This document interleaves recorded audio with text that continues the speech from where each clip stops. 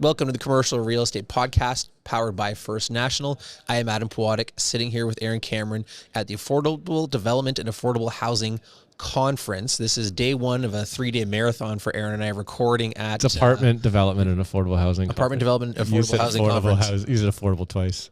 We're much better at this, Jen. Than, I know. This is a little embarrassing for a professional speaker like Jen. Anyways, we should introduce the guest, Jen Keesmaat. She's well known in Toronto, very, very much so. Formerly the chief planner of the City of Toronto, currently president and CEO, Collective Marquee. She's engaged in providing rental housing, but in much more depth than just your average developer.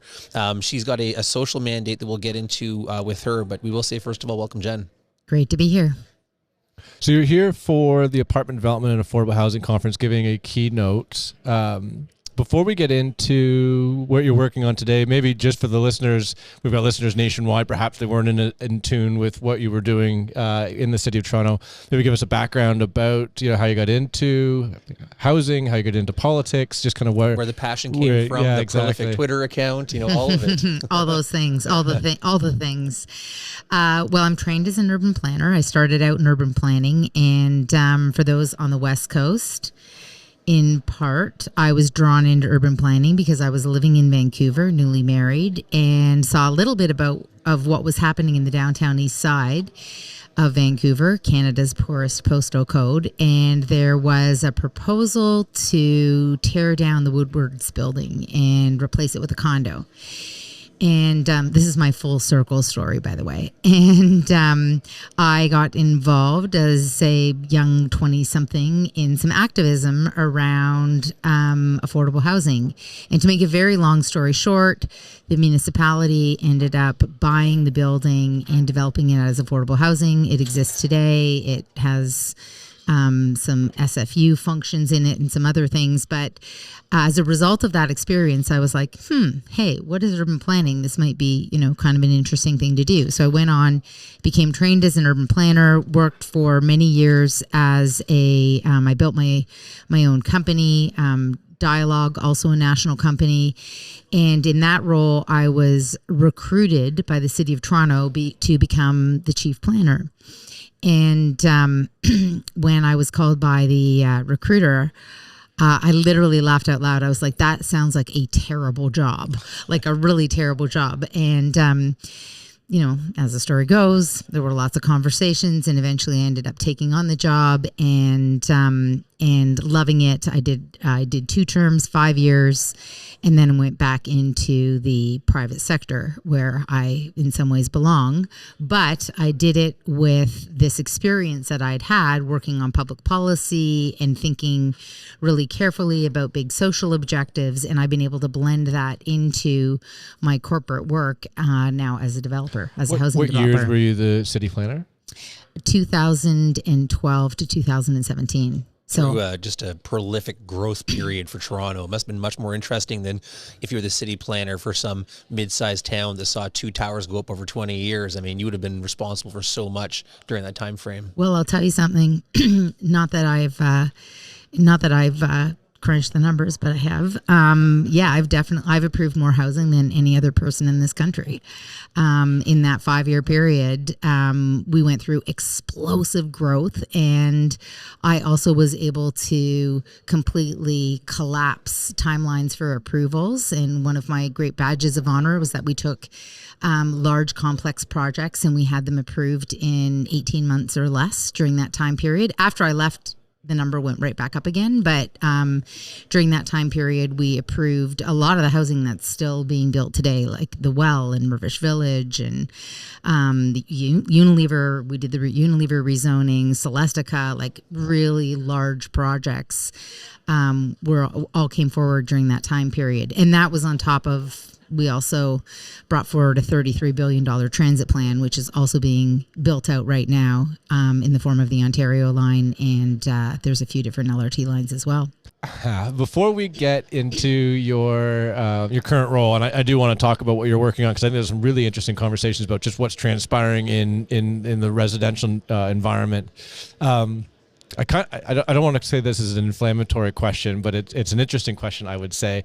One of the things that we've talked about many, many times on this, and maybe this is a good segue now that I'm thinking this through, on this podcast, we've talked often about the challenges we face as Canadians with the housing affordability issues, and asked many experts. We've had many people sitting in that seat that you're sitting in, and as we debated why and how, often the conclusion is city councilors or the city council having challenges with seeing beyond the election cycle and the need to make decisions for the greater good of the collective than just, the NIMBYism, ultimately that the appeasing to the electorate to make sure that they get the vote. You lived it. You're not a politician, right? You are ultimately probably from the private sector. Do you have any comments, challenges? What was it like kind of working inside that environment and being shoulder to shoulder with that obstacle so often? Well, I like to say it was the best of times. It was the worst of times. It was a little bit of everything. And I started out under Rob Ford as my mayor, and then John Tory. But I will say that which was the best of times. Both were both. If that makes any sense. There were some very good things under Rob Ford, including the fact that it was a real can-do environment, which was really not the environment under John Tory. Under John Tory, there was a lot of hand-wringing and, I'm not sure. And so, it was a very different dynamic. But I will say that I do think our political cycles are disastrous in this country when combined with our elongated processes. So if we didn't have processes that stretched out so long and ended up really spanning a whole variety of political cycles, then it wouldn't be such a big problem. Like if you go to places like, Wuhan, China, where they built 10 subway lines in 10 years, that's a very different dynamic than in a place like Toronto, where it's taken us 12 years to build an LRT that's not yet open. So I think it's the combination of having all of these elongated processes overlapped, multiple election periods that get impacted. Over multiple election periods. Like if we were better at getting things done on a more reasonable timeline, I think the political cycle would be less of a problem because you would get things done in a term of council. But so the bigger problem is we just take too damn long to get things done, and we have a really major productivity problem, and we have I think we have a process crisis as well. We have these crazy long regulatory processes and frameworks. And, one of the examples I like to use is during the pandemic, we did all kinds of things on a dime. We pivoted on a dime. We showed that we could change very quickly. When necessary. When necessary. That was a crisis, but housing is a crisis too. Yeah, when it comes to the housing crisis, we can't seem to pivot. It's like a slow. It's like a car crash, right? It's a really slow motion car crash that's been going on and on and on. And so it's not that we can't do it. There's a big why, I think, hanging over our sector that's really challenging. Well, you mentioned one of your points of pride being that you shorten development timeframes, and I've always made the argument here in the podcast from obviously a much less educated position than your own that that's the greatest gift you can give a developer. If you defer DCs or eliminate DCs, things like there's a real cost to the city of doing that. But shortening timeframes, immediate financial benefit to the developer does not cost the city anything other than just quicker execution. Was that kind of the vision you had too in trying to shorten those timeframes, or what was the idea behind that being a priority in terms of development? Well, I would like to say that I was brilliant and conscious of the fact that interest rates were going to go up and that we should build as much housing as we possibly could in a low interest rate environment. But of course, I was naive too and thought interest rates would stay low forever. No, it was really a recognition of the cost of the approvals process and the risk that presented in terms of getting new housing built, and also an overlay of the political cycles, knowing that, you stretch out over a political cycle, then that adds even more delay, right? There's that silly season leading up to an election. Then there's the season right after an election where nothing gets done. So you always want to get as much done outside of those windows. So, I think, that was a very big part of it. We have a project at our company where we ended up getting taken to the OLT, the appeal body for those outside of Ontario. It was a frivolous appeal. It was dismissed on the first day, but it took us, we ended up waiting in the queue for an entire year. We spent, probably $500,000 in legals and consulting fees to prepare for the hearing, which sounds like a lot of money. But in reality, the big hit to us was the fact that interest rates went up 10 times during that year while we were waiting to get to the OLT. We got to the OLT. We knew that we had a rock solid proposal and a rock solid plan, and the whole thing was thrown out on the first day. The fact that you had to go all that way. And we waited for an entire year. Well, that entire year cost us $70 million in borrowing. Yeah, interest costs. The interest costs, 'cause it's a large project. So the approvals and our approach to approvals and our approach to appeals is really messed up. I want to get to your current role and what you're doing, but obviously there's lots of interest in your experiences during that time. We have had the pleasure of interviewing other city planners from across the country with different successes in that squeezing of the timeframes. But some of the things that they've done in Edmonton was just sort of these auto processing of the smaller permitting, where if you want to build a garage, you just go online, enter some stuff in 24 hours later. So that they've gotten rid of all of the smaller sort of permit requests that I think does bog down the system. But then also sort of, I think it's amendments to or changes, total changes to the official plan, which I feel like that's one of the challenges we've had in Toronto. Is there's been this reluctance to really just go all in and just change the official plan to be much more, reasonable with the density requirements and avoid the need for major zoning bylaw amendments, which I think is ultimately where the delays occur. Correct me if I'm wrong. What do you think? No, I think you're totally right. So now I'll talk about the parts where I wasn't successful, the stuff I tried to do that never happened, that falls exactly into that category. So first, a success on the Eglinton Crosstown, so along Eglinton, where there's 19 kilometers of LRT. Along that corridor, we did the largest upzoning in the country. So we upzoned that entire corridor to a mid-rise to a mid-rise scale of 8 stories, and that at the time was that type of a batch rezoning really wasn't being done, other than it had been done in a couple of places in New York City at that time. But it was the first time that it was done in the Canadian context.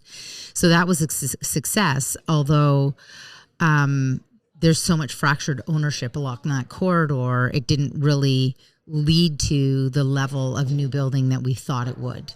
It's taken much too long. And assemblies are a nightmare. Assemblies are an absolute nightmare. And so we kind of thought, this was my theoretical brain as chief planner. I was like, wow, if I just upzone this entire corridor, there's just going to be this explosion of mid-rise all along Eglinton. It's going to be fantastic. By the time the LRT is built, there's going to be new mid-rise housing all along the corridor. But of course, that didn't happen because of, in part, the fractured ownership, and there's lot depth issues. And the next thing that needed to happen that I wasn't able to do, but I'm very proud I played a big role in advocating with Mayor Tory after I left, that it was subsequently successful, was getting rid of parking minimums, because we knew we needed to get rid of the parking minimums as well, because the access to parking was one of those reasons many of those mid-block sites weren't viable. And just the major cost of, building parking in the first place. Through the whole pro forma for a lot of those sites. So that was a piece, we got the upzoning done. It took another 4 years to get rid of the parking minimums. Those two things had to happen hand in hand in order to inspire that redevelopment. So that's kind of on the, that's an example of a good news story. Something else that I tried to do and actually put a huge amount of effort in, and it ended up getting killed. It didn't advance, but essentially I asked the question, what if we were to, did a deep dive into the Planning Act and ask the question, what if we were to put detailed secondary plans in place such that we essentially upzone as much of the city as possible? So you can just pull a permit to build a 60-story tower instead of needing to go through a rezoning. And so we did the work, Midtown in focus. So my thinking was, I want the biggest bang for my buck in terms of my staff time. So I'm going to focus on the areas that have the highest amount of growth. So that was Yonge and Eglinton and the downtown. So we did a secondary plan called Midtown in Focus, and we did another secondary plan called TO Core, the most detailed secondary plan that's ever existed in the downtown. And the idea, the intent behind doing those plans was that they would then become enshrined in a development permit system so that all of the density would be as of right. And the reason, so we got the first part done. The reason the next part of enshrining it in policy so that, building your second 60-story tower would be as of right, that's where it kind of fell apart. We did get theoretical support from city council, but it got appealed. Like it got appealed for years and years and years. And for a couple of reasons. Like there's a lot of, it's counterintuitive, but there's a lot of people in the industry, they actually make their money on the upzoning. So there were a lot of people in the industry who had no interest in seeing as of right zoning in the city, because their whole play is making money by being able to take that risk and doing the fight at City Hall over a 2-year period and making money. That's an enormous part of the play in our industry, in our city. So those folks showed up in spades to fight. The lawyers showed up in spades to fight. There's a massive legal industry around upzoning and going to the OLT. And I did kind of a crazy thing where I withdrew an appeal a couple of months ago, and everyone was completely flabbergasted, because most lawyers in the city are going to encourage you to appeal and are going to encourage take that year of fees. Yeah, take that year of fees and I said, no, I'm going to do this a different way. We're going to use relationships with good people at the City of Toronto, and we'll remove our appeal in good faith to demonstrate that we're prepared to figure out how to get to yes. And I had another developer come up to me at an event a couple of weeks ago and say, that's madness. You withdrew your appeal. And I said, yeah, because we're not actually going to fall into this shit show anymore of assuming that we're going to go through this crazy long process on everything. I can't remember who it was. We've had a developer, a very successful large developer in Toronto, and I'm sorry, I just will not remember who it is, who sat here proudly announcing that they've never gone to the OLP or the tribunal, as it was called, and that was their MO. We're not going to do that. My relationship with the city is too good. I want to make sure that we're always take a little less density. We're always seen as working and pragmatic and a partner with the city, and we never want to end up in that environment. And look, there's an absolute place for appeals, in my opinion. Like sometimes you hit the end of the line, but right now it's kind of gone the other way, where there's too much of a vested interest in many of our municipalities in the professional services industry in an elongated process. There's too much of a vested interest, and it's on the consultants, it's on the lawyers, it's on a lot of different players, many of whom we absolutely adore and rely on to get our work done. But everyone needs to give their head a shake right now, because too many people count on that process in being very long. So it's probably almost subconsciously, right? Like it's almost like they're not. It's not malicious. Yeah, no, it's just this is the way the system's been. I've now found my way of participating in that system. Real estate hates change. I don't want the system to change, because that's where I'm comfortable. Hey, we have a project right now that we're doing on a crazy warp speed approval with the city. We're going to get our approval in 90 days. And when we asked our consultants for fee proposals, and we said, we're only going to do 2 submissions. And our consultants came back and said, no, there's going to have to be 4. And we said, no, we're only doing 2. And we've negotiated that with the city. There's only 2. Your timeline and your fee needs to reflect that. And they were like, well, I don't know. And we were like, no, yes. Everyone's committed. This is what we're doing. It's a shortened process. But anyway, the whole point being, as chief planner, I tried to bring forward that as of right approach where the upzoning was in place, but there's too many vested interests in the industry. That's frustrating, right? The whole thing, you called it a crisis. It's a crisis. Like, come on, like, get your head a shake. Let's get moving here. Well, despite that, though, Yonge and Eglinton is unrecognizable from 20 years ago. Fair. There's been a It just took 10 years longer than it needed to, Yeah. right? Yeah, and then you see that reflected in the rents. And there's a lot more coming at Yonge and Eglinton yeah. as well. That's why Yeah. that plan was so important. Yeah. Yeah, actually, we were just engaging with CMHC recently on something there, and I think there's 1,500 units coming on stream in the next couple of years just in the rental side alone. I'm sure condo will be another bunch. It's, I mean, it's amazing to see a transformation of like a mini downtown emerging from Yonge and Eglinton. It's he's got to bring you some sort of element of pride that you had a hand in, at least, starting the wheels of motion to lead to that end result.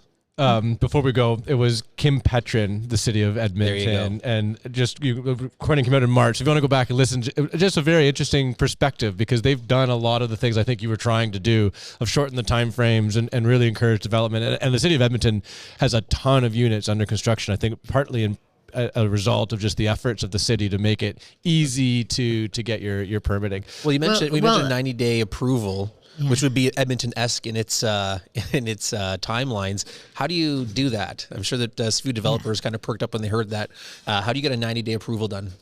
So two things. One is what they're doing in Edmonton is actually the opposite of what I was doing because my focus was on the big things. So the thing that is still very difficult in Toronto and the thing that I didn't focus on at all because I had to make choices was on the small things. So, getting a laneway suite built or getting something small done because my thinking was, okay, I only have a limited number of staff. I'm not getting more people. I want to focus on how I can deliver the maximum amount of housing for the smallest amount of effort. So I focused on the really big things and not the small things. I think Edmonton, and I think in this moment right now, it's proven to be very wise, focused on all of the smaller processes. It's all auto approvals in a lot of cases. Yeah, but it's on the smaller things. It's garage, building a deck. Exactly. Tearing down your garage, whatever it may be, right? And really you should do both. And I think that that's a very big problem in Toronto right now is all of those smaller things. But the 90-day approval is, I don't know about Edmonton, or I don't think they're building at this scale right now, but just to put that in context, that's a 40-story condo. We're not talking about a laneway suite. We're talking about a 40-story condo, 450 homes. And that is through a partnership with the city. So one of the, really good news things that's happening right now at the City of Toronto is I think that there's kind of key people within the bureaucracy who have taken on the mantle of trying to figure out how to expedite and prioritize housing delivery.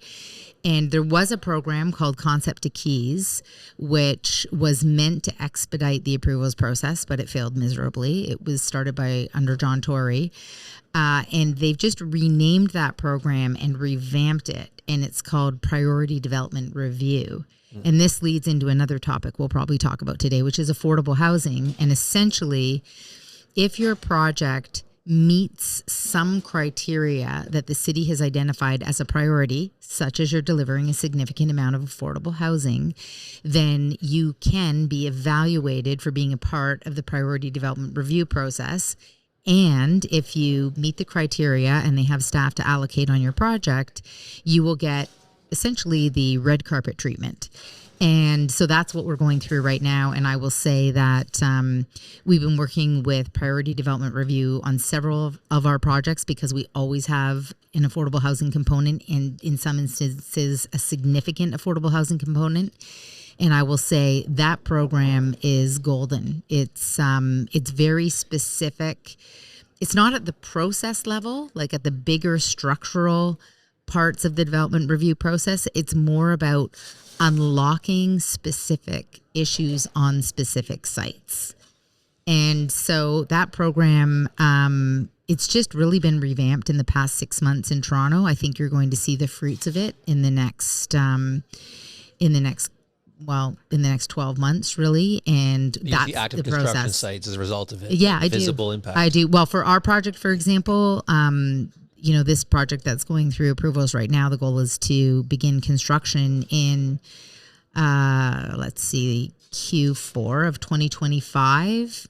And, in the old model, we would have still been, 2 years ago, we would have still been going through development review Q4 of 2025. But now we're going to have our approval. You haven't mentioned where are you working now? What are you doing now? And then let's keep going on We mentioned affordable it housing. at the start, but yeah. Well, yeah. We'll give her a chance to promote it. Yeah. I can explain it a little bit. So I'm the CEO and president of Collective Marquee. And Collective Marquee, we need a new name. We don't have a new name yet, but because we're a merged company, it sounds like it is. It's two names put together.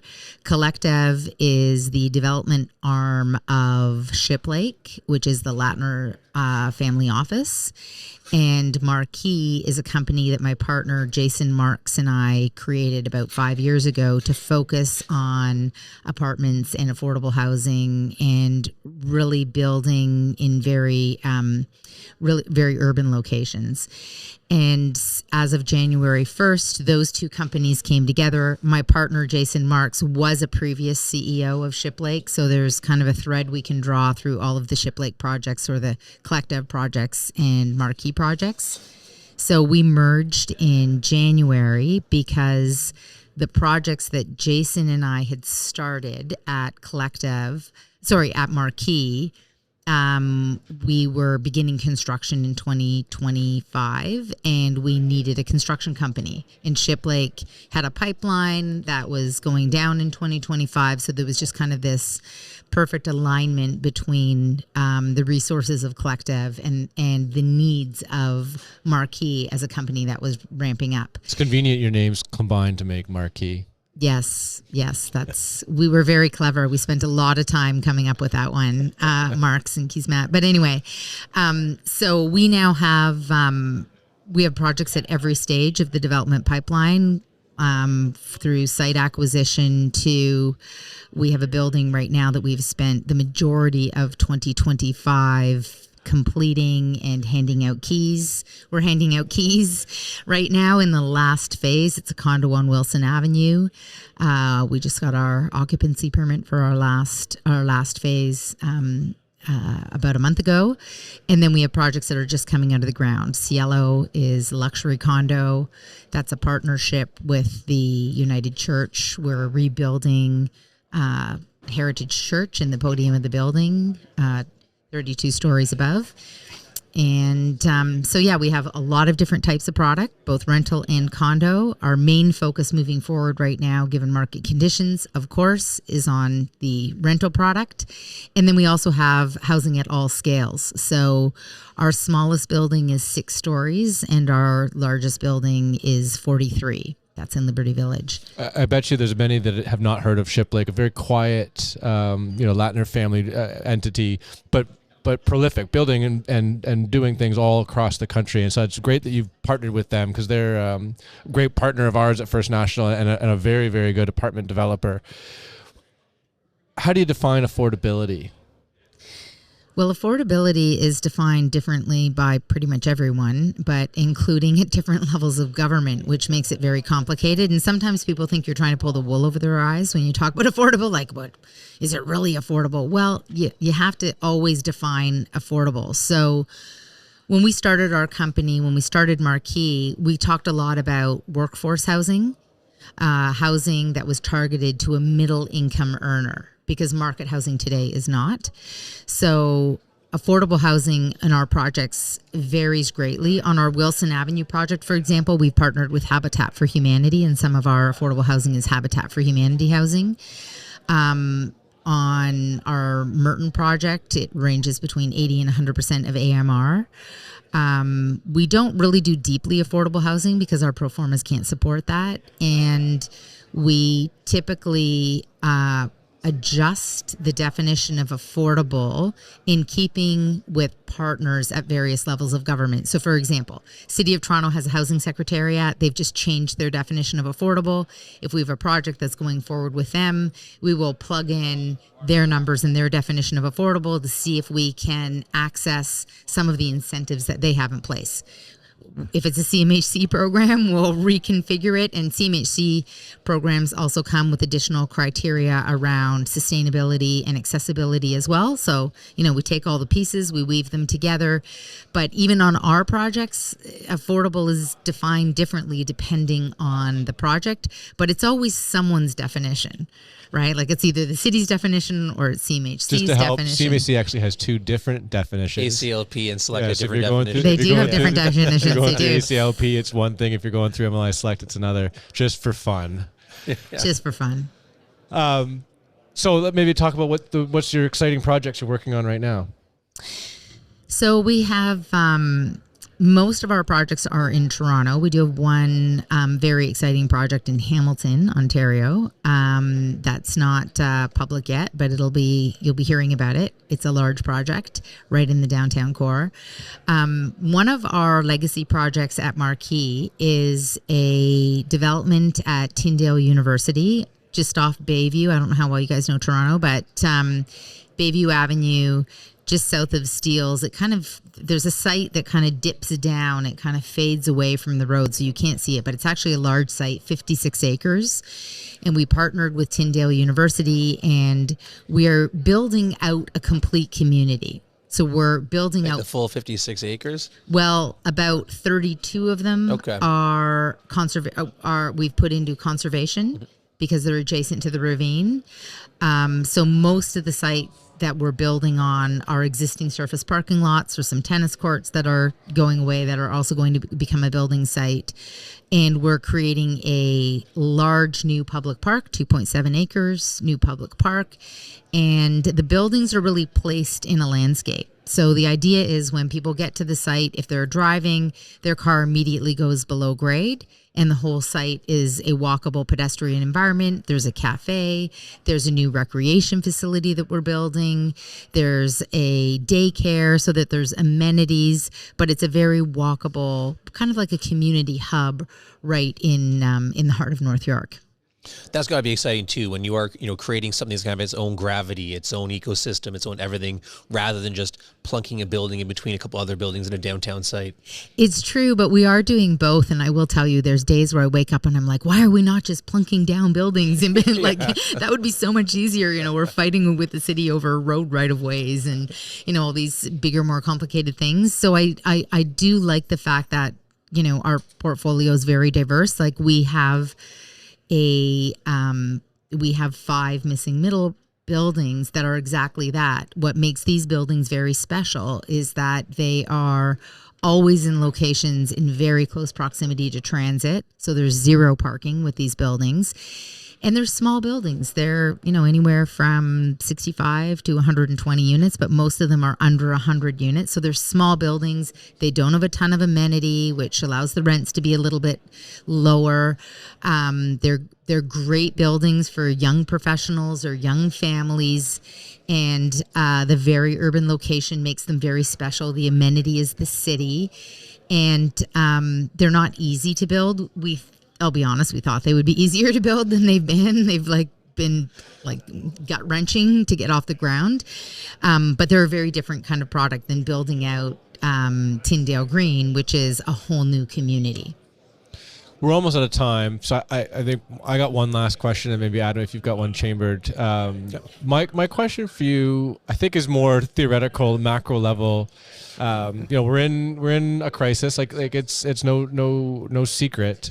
We're still struggling to just generate units. We've gotten some bizarre market forces. The condo market's effectively gone. Rents are softening just the result of affordability. I don't mean affordability, but just income levels have not risen to a level where we can afford the rents that justify the build. So we're hearing a lot of apartment developers just now not able to make the math work because they can't get $6 per square foot to justify the land cost that they had originally purchased at. The whole thing seems to be kind of fallen in. Where do you fit in, or what are you kind of feeling about what's going on, and do you have any sort of magic wand solutions? Yeah. Speak up now, because we need it. Well, you just kind of gave the opening to my keynote, actually. That's kind of how I opened this morning, which was essentially, and I positioned them as there's drivers for change. Things were a way in the past that they're not going to be in the future, and these are some of the drivers. And one of the drivers is that costs don't match the capacity of people to buy and people to purchase and people to rent. So there's this incredible, you said it's all falling in. I kind of see it as spinning. Like in my brain, it's like spinning right now, and we can't stop it from spinning, and it's spinning in the wrong way. But essentially, we have lots of pro formas where we're constantly redoing them again and scratching our heads and trying to figure out how to make the math work. I think it leads to a fundamentally different approach to how we build housing. I think the old model of how we did it over the past 20 years is gone. And I also think the really large scale projects, we've been seeing this in our conversations around capital.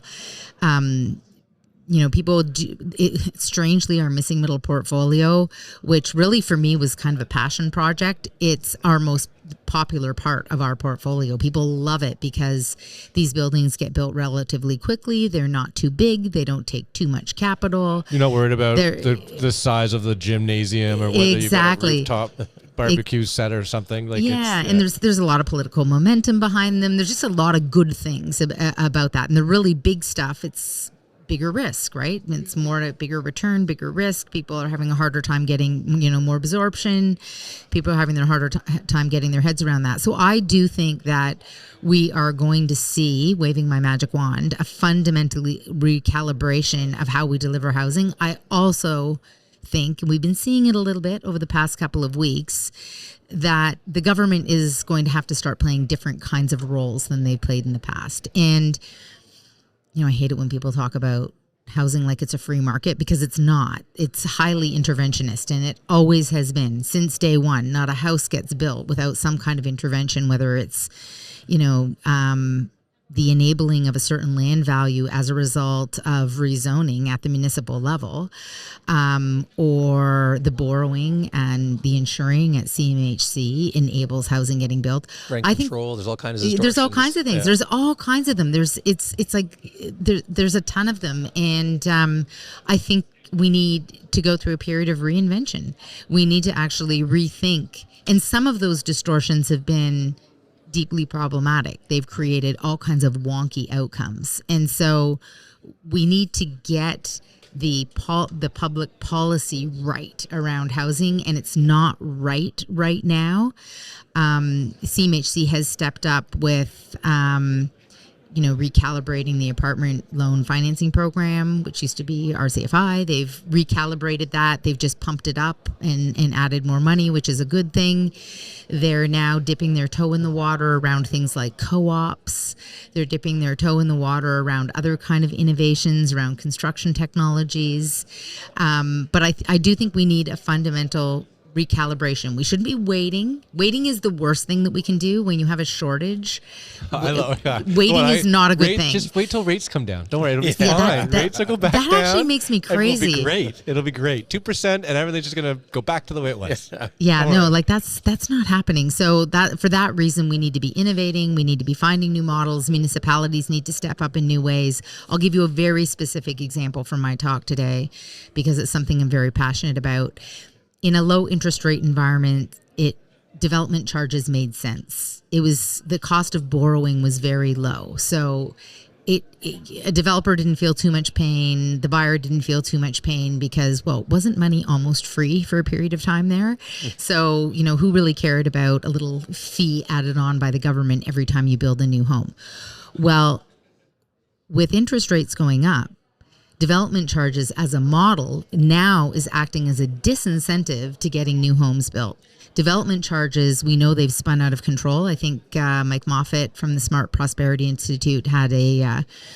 like 390% or something like that. Crazy. 390%. Yeah. Like 15 years ago, it was a couple $1,000s on a unit on a 2-bedroom condo. Today, it's $80,000 on a 2-bedroom condo. They make more than the developer on it. They make more than the developer. The government makes more profit than the developer, and you wonder why developers are saying, you know what, we're going to sit this out.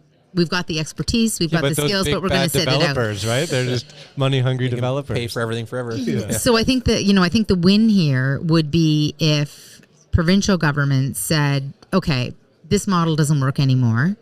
Disable municipalities from relying on development fees and instead put in place an incentive-based development infrastructure fund. So municipalities are incentivized to approve more housing quickly because they can then access monies for new infrastructure to support the building of that housing. That would be a very smart role in alignment with, our Constitution in terms of the different roles that different levels of government play. And it would be a way of taking the burden of new infrastructure costs off of new homeowners, which we all know is completely disproportionate than it was 20 or 30 years ago. So a development infrastructure fund at the municipal level that replaced the development charge model, this would be transformative. You would see projects that are not being built today being built if you just took away that the development DCs, fee. well, it's tax. 30-40% of the pro forma. It's nutty. It's just nuts. It's nutty. Yeah. That's the magic wand. That's the magic one. There you go. You heard it here first. Okay. Unfortunately, we're out of time. Thank you, Jen, for taking the time to come and do this. Really appreciate your insights. It was great spending time with you. We'd like to thank First National for powering the podcast. And of course, thanks to Informa for hosting us here at the Apartment Development and Affordable Housing Conference. Thanks, Jen. Thanks. This was fun. Thank you.